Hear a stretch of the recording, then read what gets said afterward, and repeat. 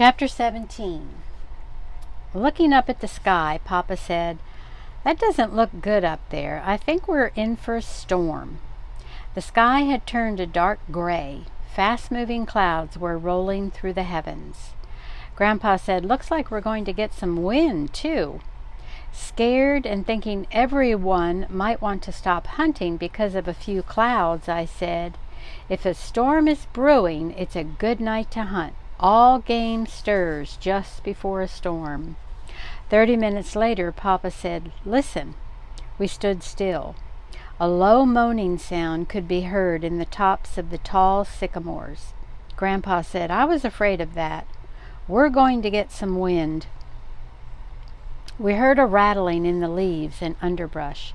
It was beginning to sleet. The air turned cold and chilly. From far down river we heard the deep baying of a hound on a trail. It was old Dan. Seconds later the rhythmic crying of little Ann could be heard. Swallowing the lump that had jumped up in my throat, I whooped as loud as I could. The ground was turning white with sleet. The storm had really set in. We hurried along. I said to Papa, "If this keeps up, that old coon won't run long. He'll head for his den." "If it gets much worse," Grandpa said, "I know some coon hunters that won't be running very long. They'll be frozen too stiff to run." The judge asked if there was any danger of getting lost. "I don't know," Papa said. "It's all strange country to me." My dogs' voices sounded far away. I knew they were much closer than they sounded as they were downwind from us. Finding 3 large sycamores growing close together, we stopped on the leeward side. Papa shouted above the wind, "I don't know if we can take much more of this." "It is bad," Grandpa replied, "and it looks like it's going to get worse." "You can't see over 15 feet now," the judge said. "Do you think we can find the buggy?" "I think we can find the buggy all right," Papa said. I could no longer hear the voices of my dogs. This had me worried. I didn't want to leave them out in the storm. "Can anyone hear the hounds?" Grandpa asked. "I can't," Papa said. The judge spoke up. "Fellows, I think we'd better go in," he said. "There's no telling where they are. They may have crossed the river." Scared and knowing I had to do something, I said, "They're closer than you think, probably treed by now. You can't hear them for this wind." I begged, "Let's go a little further." There was no reply, and no one made a move to leave the shelter of the trees. Taking a few steps, I said, "I'll take the lead. Just follow me." "Billy, we couldn't find them," Papa said. "You can't see or hear a thing. We had better start back for camp." "I think so too," the judge said. At this remark I cried, "I've been out in storms like this before, all by myself. I've never left my dogs in the woods, and I'm not going to now, even if I have to look for them by myself." No one answered. "Please go just a little further," I begged. "I just know we'll hear them." Still no one spoke or made a move to go on. Stepping over to my father, I buried my face in his old Mackinaw coat. Sobbing, I pleaded with him not to turn back. He patted my head. "Billy," he said, "a man could freeze to death in this storm, and besides, your dogs will give up and come in." "That's what has me worried," I cried. "They won't come in. They won't, Papa. Little Ann might, but not old Dan. He'd die before he'd leave a coon in a tree." Papa was undecided. Making up his mind, he stepped away from the tree and said to the others, "I'm going on with them. You fellows coming or going back?" He turned and followed me. Grandpa and the judge fell in behind him. By this time the ground was covered with a thin white layer of sleet. We kept slipping and falling. I could hear Grandpa mumbling and grumbling. The wind-driven sleet stung our skin like thousands of pricking needles. Strong gusts of wind growled and moaned through the tops of the tall timber. Once, during a momentary lull of the storm, I thought I heard the baying of a hound. I told my father I thought I had heard old Dan. "From which direction?" he asked.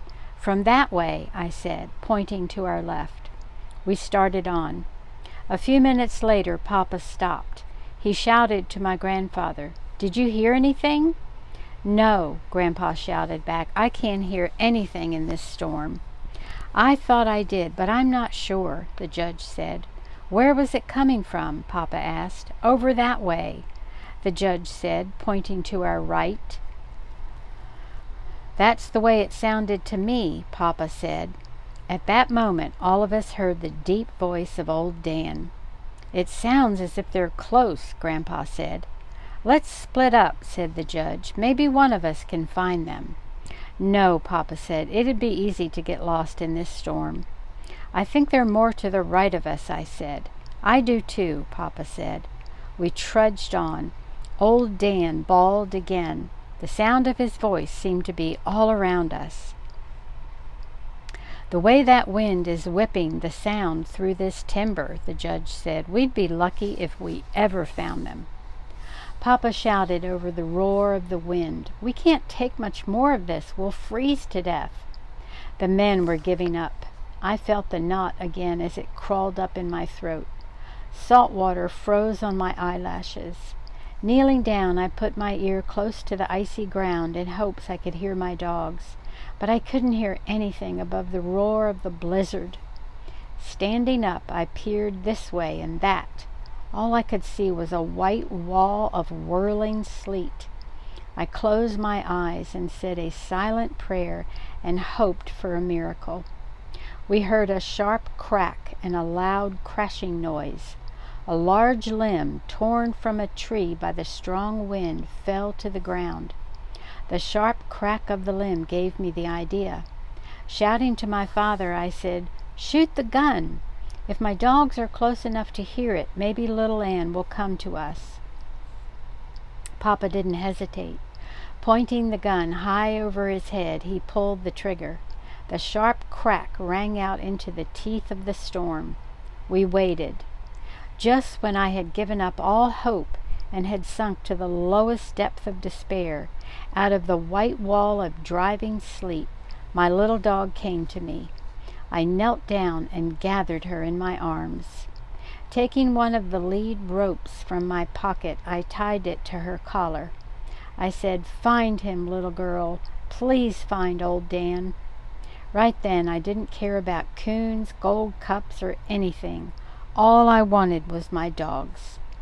I don't know how she did it. Straight into the face of the storm she led us. Time after time she would stop and turn her head this way and that. I knew she couldn't scent or see anything. Instinct alone was guiding her. Over a winding and twisting trail we followed. Coming out of the bottom, she led us into a thick canebrake. The tall stalks sheltered us from the storm. The roaring of the wind didn't seem as loud. Like ghostly figures, large trees loomed out of the almost solid mass. Falling and stumbling, we kept pushing on. Grandpa shouted, "Hold up a minute. I'm just about all in." We stopped. "Do you think that hound knows what she's doing?" the judge asked. "Maybe we're just running around in circles." Looking at me, Papa said, "I hope she does. Some of these cane brakes cover miles. If we get lost in here, we'll be in bad shape." Grandpa said, "I think we've gone too far. The last time I heard old Dan, he sounded quite close." "That was because the wind carried the sound," I said. The judge spoke up. "Fellows, no dog is worth the lives of 3 men. Now let's do the smart thing and get out of here while we can. Our clothes are wet. If we keep on wandering around in this jungle, we'll freeze to death. It doesn't look like this blizzard is ever going to let up." I could hear the roar of the blizzard back in the thick timber of the bottoms. 2 large limbs being rubbed together by the strong wind made a grinding, creaking sound. The tall, slender cane around us rattled and swayed. I could feel the silence closing in. I knew the judge's cold logic had had its effect on my father and grandfather. The men had given up. There was no hope left for me. Kneeling down, I put my arms around little Anne. I felt the warm heat from her moist tongue caressing my ear. Closing my eyes, I said, "Please, Dan, bawl one more time, just one more time." I waited for my plea to be answered. With its loud roaring, the north wind seemed to be laughing at us. All around, tall stalks of cane were weaving and dancing to the rattling rhythm of their knife-edged blades. My father tried to talk above the wind, but his words were lost in the storm. Just before another blast, clear as a foghorn on a stormy sea, old Dan's voice rang loud and clear.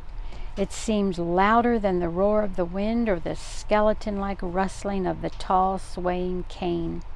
I jumped to my feet. My heart did a complete flip-flop. The knot in my throat felt as big as an apple. I tried to whoop, but it was no use. Little Anne bawled and tugged on the rope. There was no mistaking the direction. We knew that little Anne had been right all along. Straight as an arrow, she had led us to him. Old Dan was treed down in a deep gully. I slid off the bank and ran to him. His back was covered with a layer of frozen sleet. His frost-covered whiskers stood out straight as porcupine quills. I worked the wedges of ice from between his toes and scraped the sleet from his body with my hands.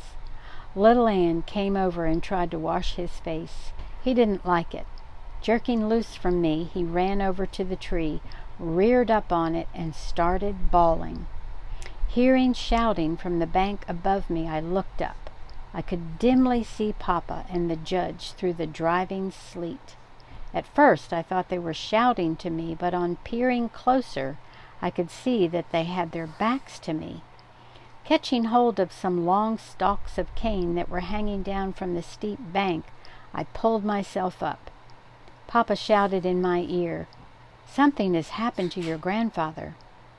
Turning to the judge, he said, "He was behind you.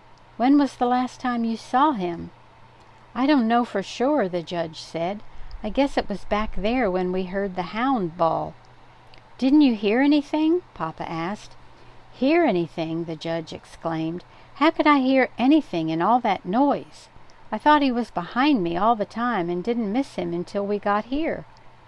I couldn't hold back the tears. My grandfather was lost and wandering in that white jungle of cane. Screaming for him, I started back. Papa caught me. He shouted, "Don't do that." I tried to tear away from him, but his grip on my arm was firm. "Shoot the gun," the judge said. Papa shot time after time. It was useless. We got no answer. Little Anne came up out of the washout. She stood and stared at me. Turning, she disappeared quickly in the thick cane. Minutes later we heard her. It was a long, mournful cry. The only times I had ever heard my little dog bawl like that were when she was baying at a bright Ozark moon, or when someone played a French harp or a fiddle close to her ear. She didn't stop until we reached her. Grandpa lay as he had fallen, face down in the icy sleet. His right foot was wedged in the fork of a broken box elder limb. When the ankle had twisted, the searing pain must have made him unconscious. Papa worked Grandpa's foot free and turned him over. I sat down and placed his head on my lap. While Papa and the judge massaged his arms and legs, I wiped the frozen sleet from his eyes and face. Burying my face in the iron-gray hair, I cried and begged God not to let my grandfather die. "I think he's gone," the judge said. "I don't think so," Papa said. "He took a bad fall when that limb tripped him, but he hasn't been lying here long enough to be frozen. I think he's just unconscious." Papa lifted him to a sitting position and told the judge to start slapping his face. Grandpa moaned and moved his head. "He's coming around," Papa said. I asked Papa if we could get him back to the gully where old Dan was. I had noticed there was very little wind there and we could build a fire. "That's the very place," he said. "We'll build a good fire and one of us can go for help." Papa and the judge made a seat by catching each other's wrists. They eased Grandpa between them. By the time we reached the washout, Grandpa was fully conscious again and was mumbling and grumbling.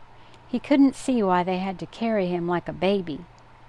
After easing him over the bank and down into the gully, we built a large fire. Papa took his knife and cut the boot from Grandpa's swollen foot. Grandpa grunted and groaned from the pain. I felt sorry for him, but there was nothing I could do but look on. Papa examined the foot.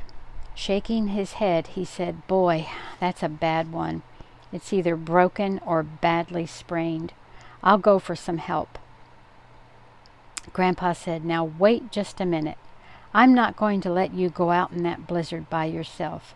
What if something happens to you? No one would know." "What time is it?" he asked. The judge looked at his watch. "It's almost 5 o'clock, he said. "It's not long till daylight," Grandpa said. "Then, if you want to go, you can see where you're going. Now help me get propped up against this bank. I'll be all right. It doesn't hurt anymore. It's numb now." "He's right," the judge said. "Think you can stand it?" Papa asked. Grandpa roared like a bear. "Sure I can stand it. It's nothing but a sprained ankle. I'm not going to die. Build that fire up a little more." While Papa and the judge made Grandpa comfortable, I carried wood for the fire. "There's no use standing around gawking at me," Grandpa said. "I'm all right. Get the coon out of that tree. That's what we came for, isn't it?" Up until then, the coon hunting had practically been forgotten. The tree was about 30 feet from our fire. We walked over and took a good look at it for the first time. My dogs, seeing we were finally going to pay some attention to them, started bawling and running around the tree. Papa said, "It's not much of a tree, just an old box elder snag. There's not a limb on it." "I can't see any coon," said the judge. "It must be hollow." Papa beat on its side with the axe. It gave forth a loud booming sound. He said, "It's hollow all right." He stepped back a few steps, scraped his feet on the slick ground for a good footing, and said, "Stand back and hold those hounds. I'm going to cut it down. We need some wood for our fire anyway." Squatting down between my dogs, I held on to their collars. Papa notched the old snag so it would fall away from our fire. As the heavy axe chewed its way into the tree, it began to lean and crack. Papa stopped chopping. He said to the judge, "Come on and help me. I think we can push it over now." After much grunting and pushing, snapping and popping, it fell. I turned my dogs loose. On hitting the ground, the snag split and broke up.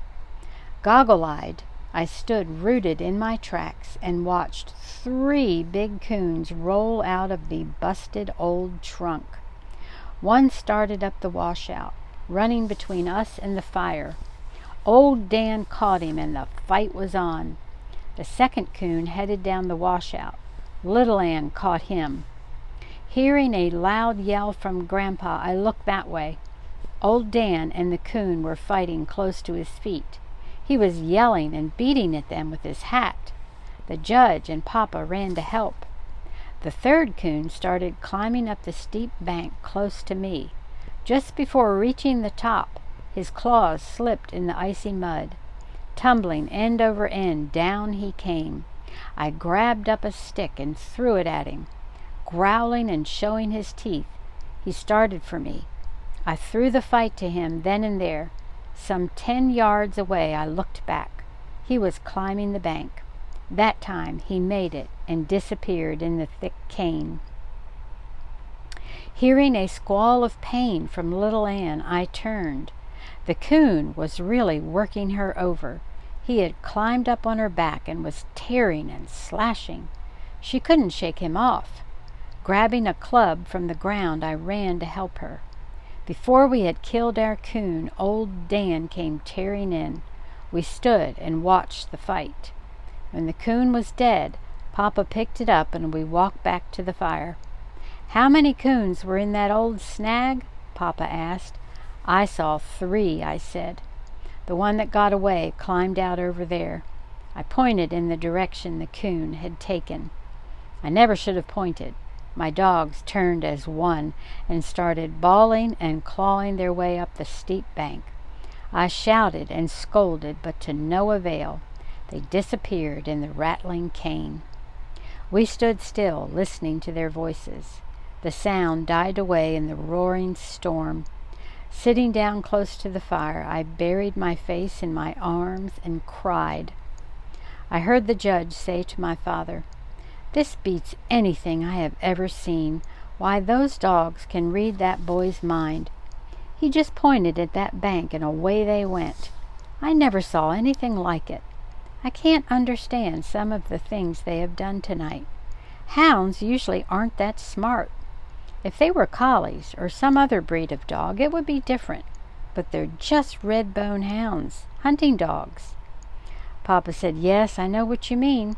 I've seen them do things that I couldn't understand. I'd never heard of hounds that ever had any affection for anyone. But these dogs are different. Did you know they won't hunt with anyone but him? Not even me?" Hearing my grandfather call my name, I went over and sat down by his side. Putting his arm around me, he said, "Now, I wouldn't worry about those dogs. They'll be all right. It's not long till daylight. Then you can go to them." I said, "Yes, but what if the coon crosses the river? My dogs will follow him. If they get wet, they could freeze to death." "We'll just have to wait and hope for the best," he said. "Now straighten up and quit that sniffling. Act like a coon hunter. You don't see me bawling, and this old foot is paining me something awful." I felt better after my talk with Grandpa. "Come on, let's skin these coons," Papa said. I got up to help him. After the skins were peeled from the carcasses, I had an idea. Holding one up close to the fire until it was warm, I took it over and wrapped it around Grandpa's foot. Chuckling, he said, "Boy, that feels good. Heat another skin the same way." I kept it up for the rest of the night. Until next time.